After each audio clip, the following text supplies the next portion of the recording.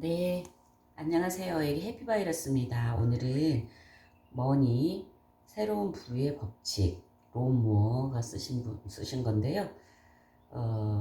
이거 책이 좋은 내용이 너무 많아서 어떤 거를 해드려야 될지 모르겠네요. 오늘은 파레토의 법칙. 네, 이거 여기서 한번 볼까요? 먼저 부의 가속도를 누려라. 먼저 읽어드릴게요. 뿌리가 깊을수록 나무는 더 높게 자라고 잎이 넓게 퍼질수록 나무는 미래의 숲을 위해 더 많은 씨앗을 생산해낸다. 배수의 법칙의 기본은 가속도이다. 계속 늘어나는 빛은 계속 더 늘어나는 빛을 끌어당긴다. 계속 늘어나는 돈은 계속 더 늘어나는 돈을 끌어당긴다. 사실 부자들은 종종 너무 돈이 많아서 문제다. 그들은 돈을 충분히 빠르게 투자할 수가 없다. 돈이 2배, 4배, 8배씩으로 늘어나고 그렇게 급격히 늘어난 돈을 재투자하면 더 많은 돈이 들어오기 때문이다. 그렇다. 부자들은 더 부자가 된다. 당신에게도 배수의 법칙이 통하게 하라. 항상 바꾸려고만 하지 말아라. 처음에는 아주 적은 돈이라도 벌려고 많이 일하더라도 오래 버티면서 아주 적게 일하고도 많은 돈을 벌 수 있는 쪽으로 상황을 전환시켜라. 네, 오늘은 그 파레토의 법칙 한번 읽어 드릴 건데요. 1906년에 그 이탈리아의 경제학자인 빌프레도 파레토는 이탈리아의 국민 20% 정도가 전체 국가 부의 80%를 소유하고 있다는 사실을 알아낸 후에 이탈리아 내부의 불평등한 분배를 설명하기 위한 수학 공식을 만들었다. 1940년대 후반 품질 경영 전문가인 조지프 주란 박사는 기업 경영에서도 20%의 문제가 해결되면 나머지 80%의 문제는 저절로 해결된다고 주장하며 그것을 파레토의 법칙, 내지 80의 20의 법칙이라고 부르며 이 법칙을 보다 일반화시켰다. 네, 그래서 일반적으로 말해서 파레토의 법칙은 우리의 삶에서 대부분의 일들이 균등하게 분배되지 않는다는 걸 보여주는 관찰 결과다. 네, 이 법칙을 이용을 해가지고 굉장히 큰 여러 가지 것들이 빠르게 해결되고 그만큼 좋은 결과를 낳았다는 얘기가 많이 있는데요. 20%의 투입량이 80%의 산출량을 만든다. 20%의 근로자들이 80%의 일을 처리한다. 20%의 고객들이 80%의 매출을 창출한다. 20%의 기계적 오류들이 80%의 비행기 추락을 유발한다. 20%의 기능들이 80%의 사용을 유발한다. 80%의 가치가 20%의 노력을 생성한다. 80%의 부를 20%의 사람들이 소유한다. 80%의 불만이 20%의 고객들로 나온다. 80%의 매출이 20%의 제품으로 고객들로부터 나온다. 80%의 비용이 20%의 간접비에서 나온다. 네. 소수의 투입량이 다수의 산출량으로 이어진다. 예, 같은 내용인데요. 최대의 만족감을 낳는 몇 가지 행동에 집중하라. 우리가 하는 대부분의 일들의 가치가 낮다. 부진한 결과를 생산하는 80%의 일을 없애거나 줄여라. 소수의 원인들이 다수의 결과를 낳는다. 결정적인 소수 80%의 결과를 생산하는 20%의 노력을 찾아내서 강화하라. 기업 경영에서 가장 많은 돈을 벌어주는 제품과 고객들에게 집중하고 나머지는 최소화하거나 없애라. 소수의 결정들이 다수의 결정을 낳는다. 따라서 일, 부채, 투자, 관계의 선택이 중요하다. 노력을 많이 한다고 해서 보상이 늘어나지는 않는다. 중요한 일에만 집중하고 나머지 일들은 무시하라. 네, 이 원칙들을 정확하게 알고 활용하면 네, 굉장한 성과를 올린다는 파레토의 법칙이거든요. 네, 그래서 파레토의 부의 분배에 대해 연구하면서 돈, 사업, 삶의 레버리지 모두에게 적용될 수 있는 보편적인 법칙을 찾아서 활용하면 굉장히 좋다는 그런 내용이 담겨 있어요. 그리고 또 여기 내용 지속적으로 부를 키우는 사업 모델에 대해서 한번 알아볼까요? 자신에게 맞는 사업 모델을 찾아라. 자신에게 맞는 사업 모델을 찾아보기 위해선 다음에 나오는 질문들에 대한 답을 찾아라. 내가 어떤 일에서 최고가 될 수 있을까? 최고가 되면 엄청난 돈을 벌 수 있다. 당신은 돈을 벌 수 있지만 그만큼 쉽게 그것을 잃을 수도 있다. 하지만 가치 있는 뭔가를 배웠다면 배운 것을 일부러 잊어버릴 수는 없다. 어떤 시장에서 가장 많은지 지식을 갖고 있는지 있는 가장 뛰어난 사람들이 보통 가장 많은 보상을 받는다. 네, 더워서. 내가 일이라고 부르지 않는 열정은 무엇인가?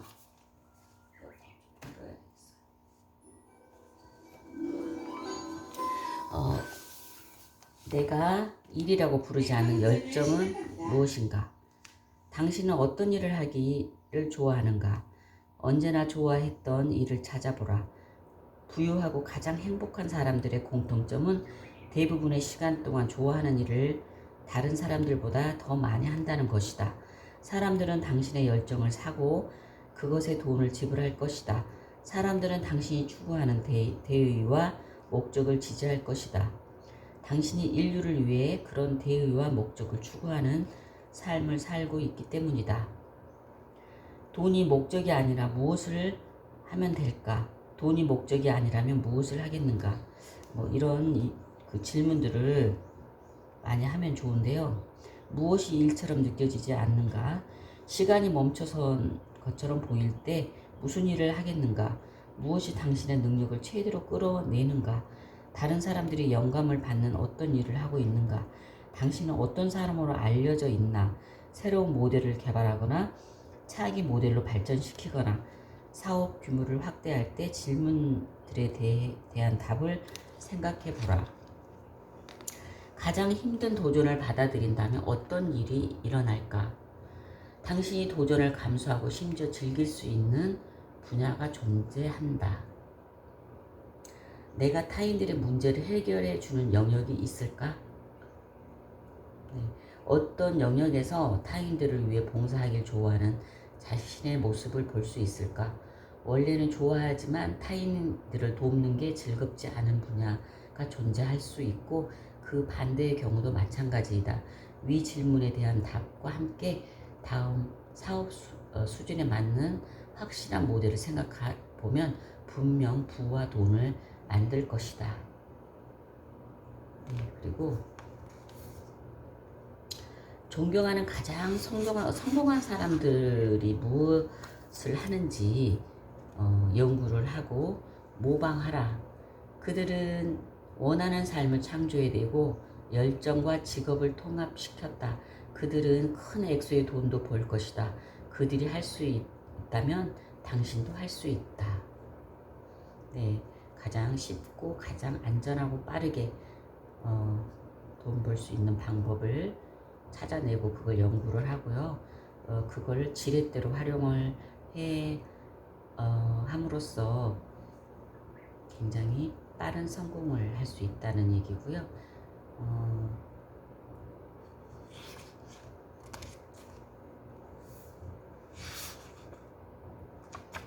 그리고 인간 중심적 사업 모델은 생리적 욕구, 이거는 음식, 물, 온기, 휴식 등 안전과 안정의 욕구, 사랑과 소속감의 욕구, 또 자아 존중의 욕구, 권한과 성취감, 이게 자아 존중의 욕구고요. 자아 실현의 욕구, 요거를 만족을 시켜주면서 돈을 벌 수 있다는 얘기거든요.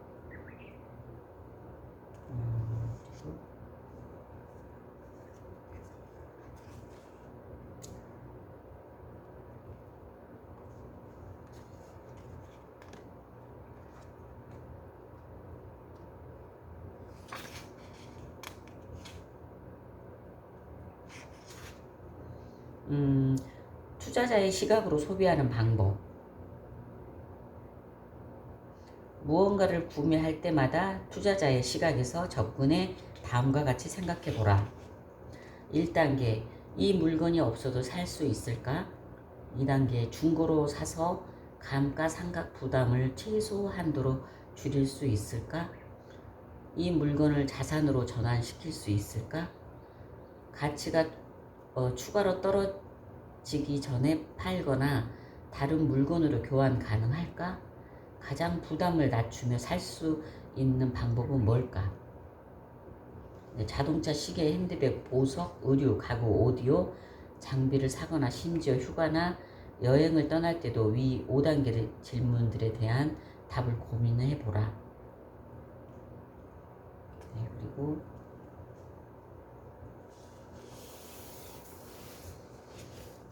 돈을 벌려면 이런 뭐 지출이라든가 싸게 사는 법, 이게 내 자산이 되느냐 지출이 되느냐 뭐 이런 거를 잘 생각을 해보면서 하라고 하거든요. 기회비용, 쓰거나 투자한 모든 자본의 기회비용을 따져봐야 한다. 많은 사람들이 소비할 때가 아닌 투자할 때만 그런 비용을 따져본다. 당신은 저축한 자본이나 얼마나 극적으로 크게 불어날 수 있는지 바로 확인할 수 있으므로 지출할 때 그것의 기회비용을 따져보라. 한 걸음 더 나아가서 15년 동안의 지출이 주는 의미를 살펴보면 그 수치가 워낙 커지게 되므로 그 중에 약간만 저축해도 가치가 있어 보일 것이다. 저축, 돈 관리는 통달하는 1단계가 저축이다. 저축은 부를 쌓는 기초다. 그것은 자본의 기반이자 과일을 맺을 뿌리를 만든다.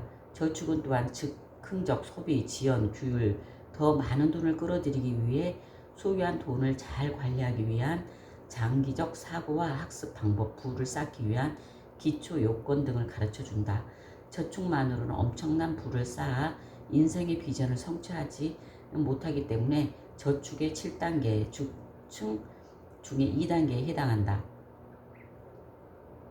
다음은 저축 앱과 저축하는 힘을 들일 수 있는 몇 가지 간단한 방법과 전략들이다. 수백만 내지 심지어 수십억 원을 가진 똑똑한 멘토들이 지난 10년 동안에 내게 가르쳐준 것들이다.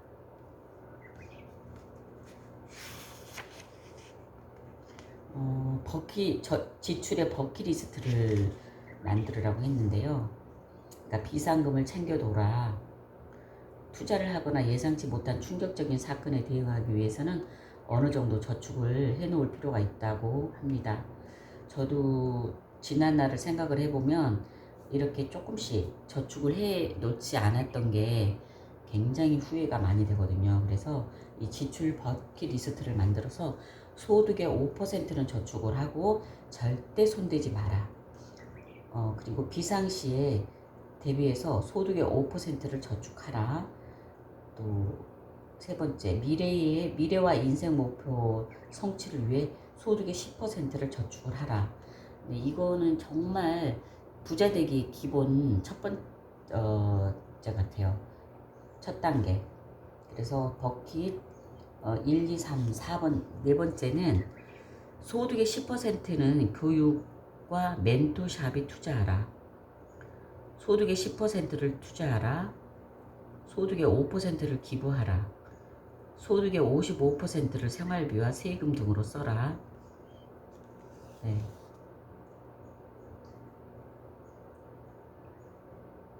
그리고 버킷 1.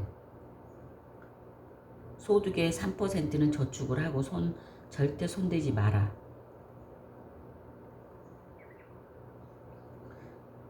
그리고 비상시에 대비해 소득의 5%를 저축하라. 미래와 인생 목표를 이게 1, 2, 3.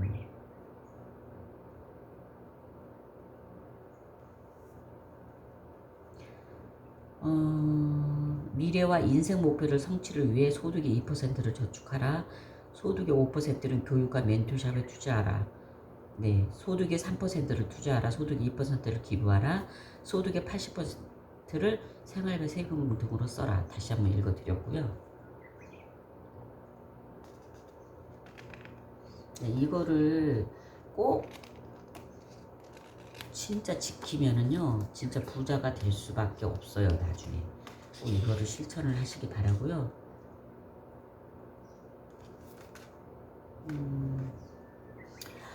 이거를 제가 이제 두서없이 얘기를 하긴 했는데, 뭐, 부자 되는 길은, 다시 한번 정리를 하자면요, 내가 진짜 잘하는 일에 집중해서 일을 하고, 네, 또 나머지, 잘하는 사람한테 또 위임을 하고, 네, 그런 내용이 이제 부자가 되는 길, 뭐 시스템, 그런 걸 다 활용을 하고, 지렛대를 활용을 하고, 레버리지를, 발음이 꼬이네요. 예, 이런 거를 다 활용을 해서, 했으면 좋겠습니다. 오늘은 여기까지만 하고요. 다시 다음에 만나요.